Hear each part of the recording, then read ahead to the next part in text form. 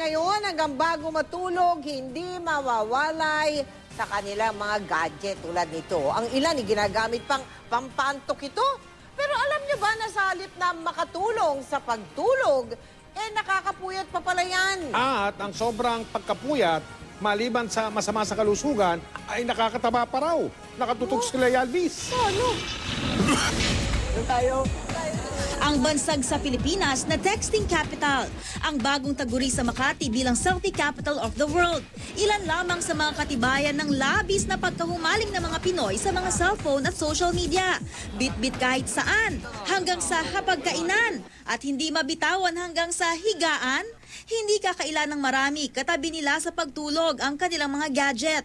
Sa Amerika nga, 9 sa bawat 10 ang napag-alamang 1 oras pang gumagamit ng cellphone o di kaya'y nanonood ng TV bago matulog. 6 naman sa bawat 10 katabing natutulog ang kanilang cellphone. Sa pag-aaral ng isang lighting research center sa New York, lumabas na sa kada 2 oras na exposure sa ilaw ng electronic device bago matulog, nababawasan ng 22% ang paglalabas ng hormone na melatonin na nagpapaantok. Ibig sabihin, mas nagigising ang diwa sa halip na antukin. Kaya ang resulta, puyat.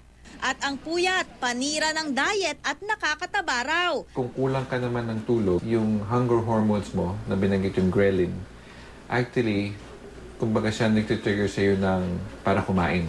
Wala pang konkretong pag-aaral sa Pilipinas ng epekto ng puyat sa pagbabago ng eating habits nating mga Pinoy.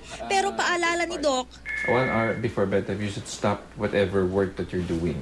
at para raw mas mahimbing ang tulog na magdudulot ng tamang eating pattern at nakakatulong sa pagpapasexy, subukan ding magpatugtog ng mga nakaka-relax na kanta bilang pampatulog.